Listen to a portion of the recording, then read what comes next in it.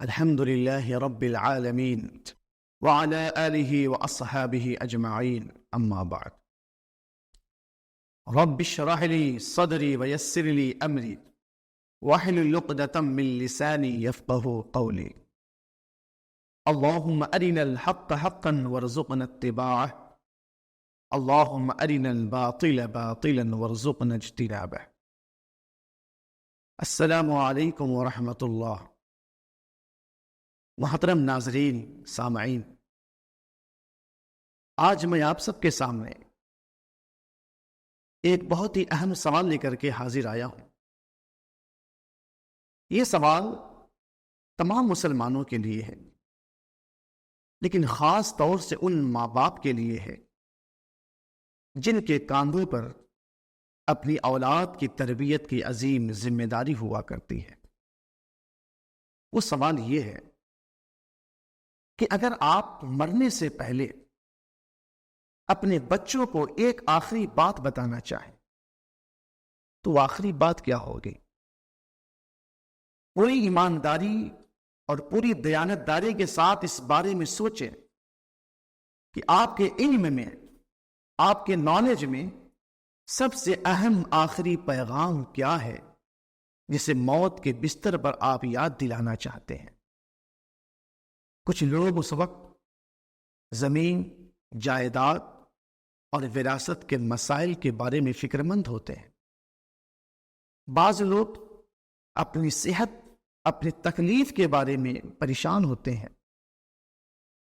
کچھ حضرات ان لوگوں کے بارے میں سوچ کر کے فکر مند ہوا کرتے ہیں جنہیں وہ پیچھے چھوڑ کر کے جا رہے ہوتے ہیں۔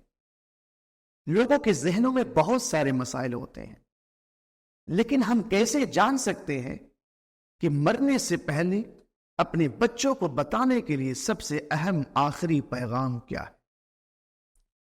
اس چیز کو لے کر کے اللہ سبحانہ و تعالیٰ نے اپنے پیغمبر حضرت ابراہیم اور حضرت یعقوب علیہ السلام کی زندگی میں ہمیں ایک بہت ہی اہم اشارہ دیا ہے کہ ماں باپ آخری وقت، موت کے وقت اپنی اولاد کو کیا وصیت کریں، کیا پیغام دیں۔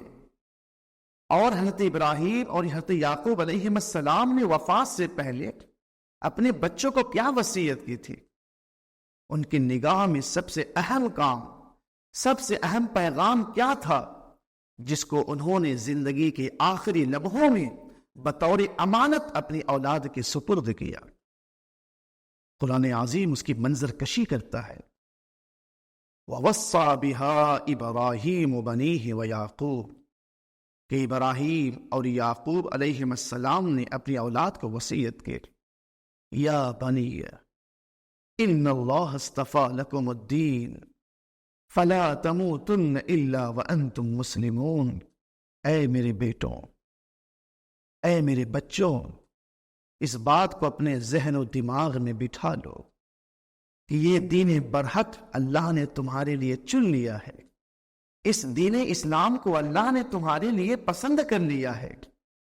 اب اس کا حق یوں ادا کرنا، اب اس کا حق اس طریقے سے ادا کرنا کہ اپنی زندگی، اپنے عقیدے، اپنی سوچ، اپنی خیالات، اپنی اخلاق و کردار، اپنی عادات و اطوار کو اسلام کے سانچے میں اس طرح ڈھال لینا کہ موت بھی آئے تو اسلام پر آئے، دنیا سے جاؤ تو ایمان کی حالت میں جاؤ، اور اس دین سے ایسے جڑ جاؤ کہ بڑے سے بڑا طوفان بھی تمہارے قدم کو ہلا نہ سکے، زمین ٹن جائے، آسمان پھٹ جائے، زمانہ زیر و زبر ہو جائے، مگر خبردار دین اسلام کی رسی ہاتھ سے نہ چھوٹنے پائے، اللہ کی اطاعت سے قدم باہر نہ نکلنے پائے۔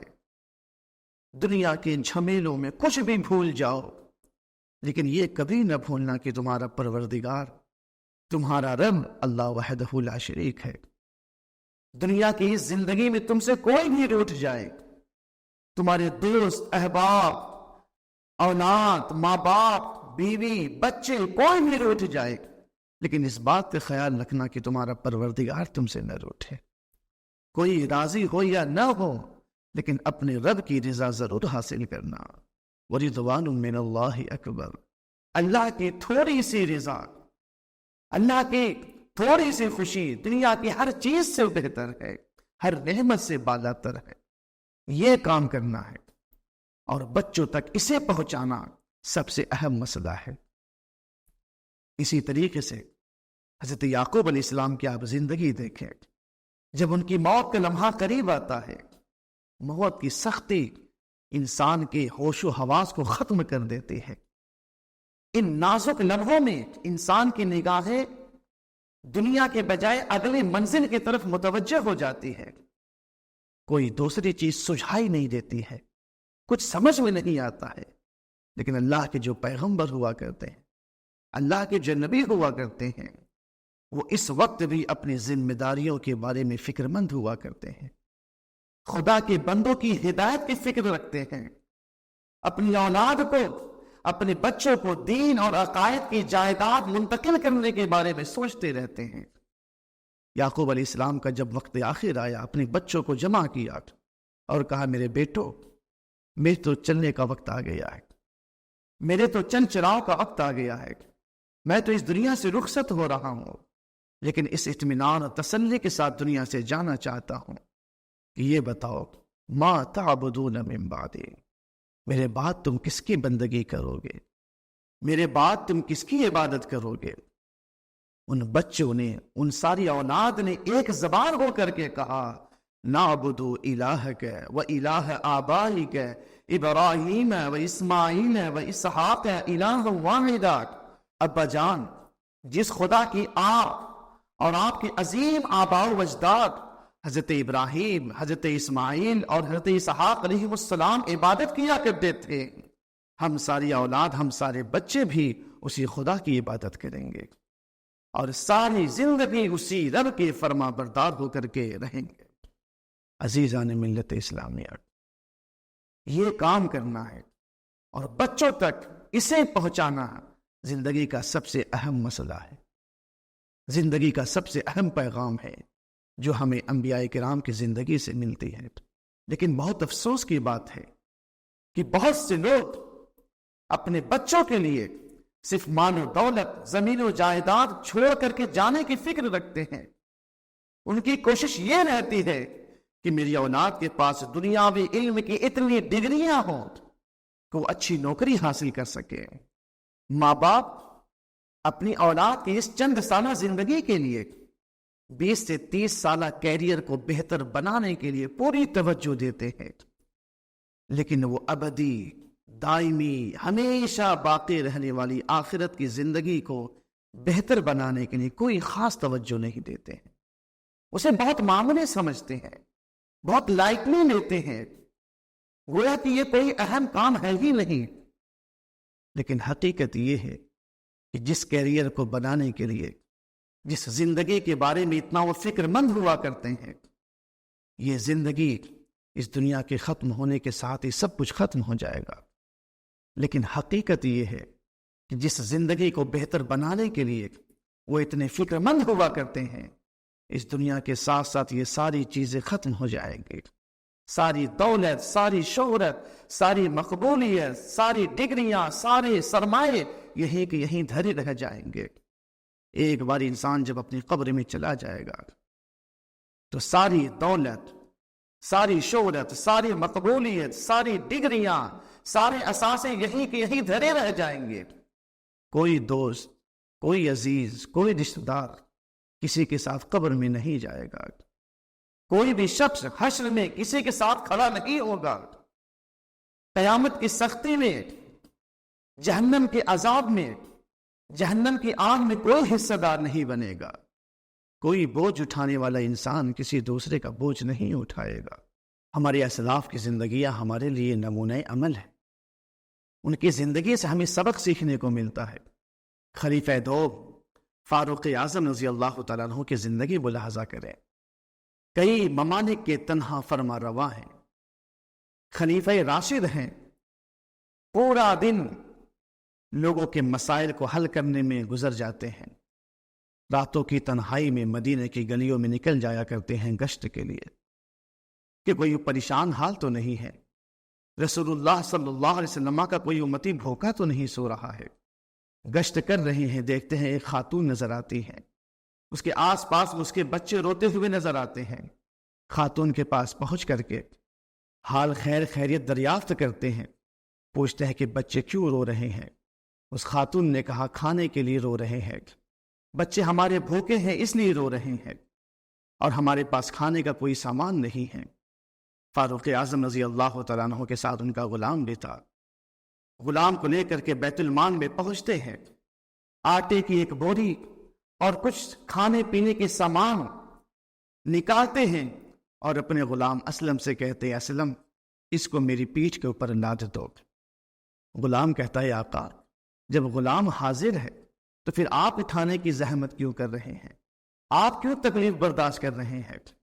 کئی بار جب غلام کہتے ہیں، کئی مرتبہ جب اسلم غلام کہتا ہے، اصرار کرتا ہے اس بوجھ کو اپنے اوپر اٹھانے کے لیے، تو فاروق اعظم رضی اللہ تعالیٰ عنہ نے صرف اتنا جواب دیا اسلم یہ بتاؤ اتحمل عنی وزری یوم القیامہ، کیا قیامت کے دن بھی تم میرا بوجھ اٹھاؤ گے؟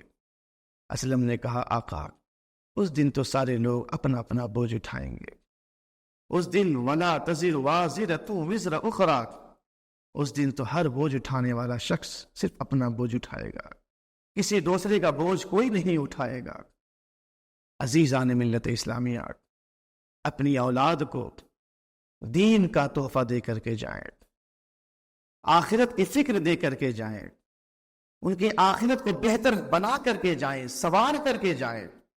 قرآن پاک میں اللہ تبارک و تعالیٰ اس حوالے سے ارشاد فرماتا ہے یا ایھا الذین آمنوا قوا انفسکم واہلیکم نارا وقودھا الناس والحجارہ، اے ایمان والو خود کو، اپنے آپ کو اور اپنے اہل و عیال کو اس آگ سے بچاؤ جس کا ایندھن لوگ اور پتھر ہے.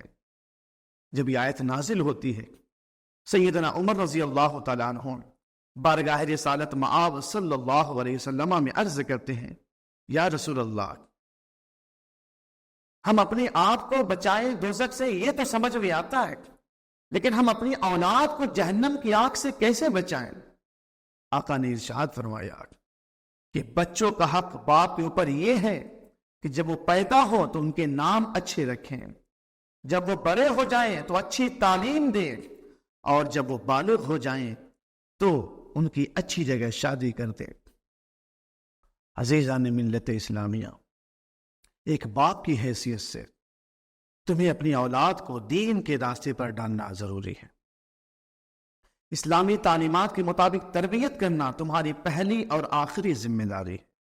یہ مت سمجھو کہ ان کے حوالے سے تمہاری ذمہ داری صرف اتنی ہے کہ تم ان کی دنیا بہتر بنا دو، ان کے لیے روزی روزگار کا بندوبست کر دو، ان کی دنیا کو خوشحال کر دو.